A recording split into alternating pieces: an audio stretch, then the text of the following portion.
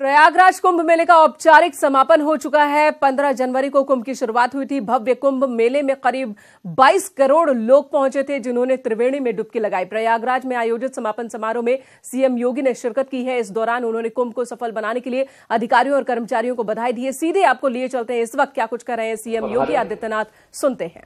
और 24 जनवरी को संगम पर आकर के उनके साथ 400 लोगों का डेलीगेशन भी था। वे सभी के सभी लोग प्रयागराज कुंभ में गंगा की अविरलता, निर्मलता, व्यवस्था को देख करके उन्होंने संगम में, पवित्र संगम में स्नान भी किया। और उत्तर प्रदेश के बारे में जो परसेप्शन था उसको उन्होंने बदलते हुए उत्तर प्रदेश को भी अपनी आंखों से महसूस किया। बहुत सारी चीजें इस बार के कुंभ के आयोजन के साथ जुड़ी हैं। पहली बार कुंभ का अपना लोगो आया है। कुंभ में कोई लोगो नहीं होता था। हमने उसका एक थीम वाक्य भी दिया, सर्व सिद्धि प्रद कुंभ, और देश और दुनिया ने उस लोगो को स्वीकार किया। वो हमारा प्रचार का एक माध्यम बना। आदरणीय प्रधानमंत्री जी की प्रेरणा से कुंभ के आयोजन को यूनेस्को ने मानवता की अमूर्त सांस्कृतिक धरोहर के रूप में भी मान्यता दी। और 450 वर्षों के बाद एक सौभाग्य हम सबको प्राप्त हुआ कि हम प्रयागराज की परंपरा से जुड़े हुए अक्षय वट के दर्शन करने का सौभाग्य श्रद्धालु जनों को दे पाए। और लगभग 1 लाख श्रद्धालु प्रतिदिन यहां पर पवित्र अक्षय वट और सरस्वती कूप के दर्शन भी कर पाए। प्रयागराज वासियों की हार्दिक तमन्ना थी, या जितने भी श्रद्धालु हैं, कि केवल मेले के दौरान ही नहीं बल्कि बाद में भी ये सुविधा मिले। और हम लोगों का पूरा प्रयास है कि साल में केवल 1 महीने के लिए जब वहां पे सुरक्षा और मरम्मत आदि के कार्य हों, उस दौरान छोड़ करके शेष 11 महीनों के लिए हम अक्षय वट और सरस्वती कूप को दर्शन करने के लिए सामान्य श्रद्धालुओं के लिए उपलब्ध कराने की व्यवस्था कर रहे हैं। और इसकी लगभग सैद्धांतिक स्वीकृति हमें प्राप्त हो चुकी है। और उसके मेंटेनेंस आदि का कार्य हमारा प्रयागराज मेला प्राधिकरण ही करेगा, और उसको हम उत्तर प्रदेश सरकार की तरफ से सहयोग करेंगे, जिससे ये कार्यक्रम हमारे अनवरत रूप से आगे बढ़ते रहे। प्रयागराज में पहली बार कुंभ के इस आयोजन में 6000 से अधिक संस्थाओं ने भागीदारी अपनी सुनिश्चित की।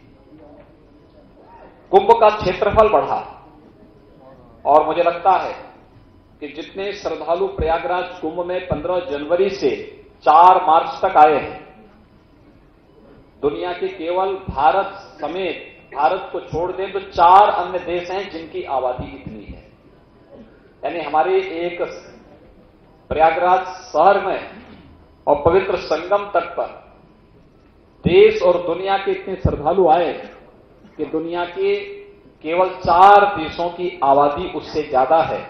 और शेष दुनिया के जितने भी देश हैं उन सब की आबादी यहां पर आने वाले श्रद्धालुओं की संख्या से कम है।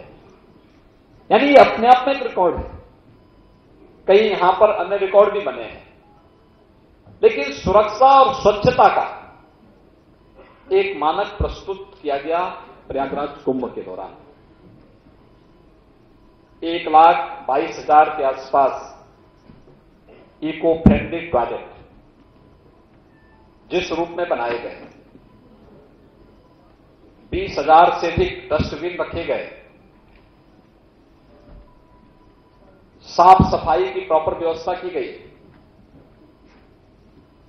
आर्टिफिशियल इंटेलिजेंस के माध्यम से यहां की सुरक्षा की व्यवस्था को पुख्ता किया गया, integrated command and control centre की स्थापना करके कुंभ मेला और प्रयागराज की एक एक गतिविधि पर नजर एक ही स्थान पर बैठ करके आप कर सकते हैं।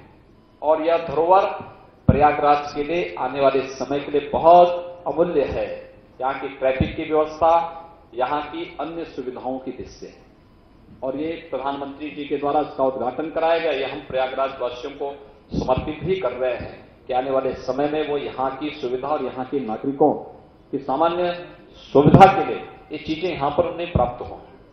पहली बार हुआ जब प्रयागराज में 6 के 6 स्नान पर हम लोगों को यहां पर हेलीकॉप्टर उपलब्ध कराना पड़ा, सुरक्षा कारणों से, निगरानी की दृष्टि से भी, और श्रद्धालु जनों पर पुष्प वर्षा करने की दृष्टि से भी।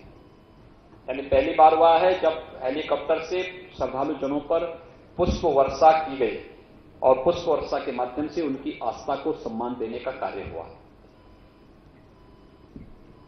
जो भी व्यक्ति प्रयागराज आया है, यहां पर विकसित किए गए इंफ्रास्ट्रक्चर को, यहां पर किए गए कार्यक्रमों को, स्वच्छता और सुरक्षा का जो मानक इस कुंभ ने स्थापित किया, यहां पर लगे हुए एक एक अधिकारी और एक एक कर्मचारी ने जिस निष्ठा के साथ, जिस ध्येय निष्ठा के साथ, जिस समर्पण भाव के साथ यह कार्य किया, वो अद्भुत है।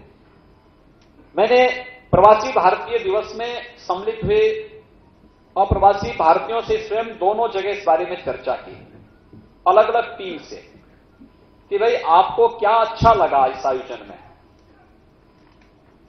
सामान्य बातें थी। उन्होंने कहा साहब जो हमारे मन में भावनाएं थी भारत के प्रति, क्योंकि हमें भारत के बारे में जिस प्रकार की बातें बताई गई, हमारा वो भ्रम टूटा।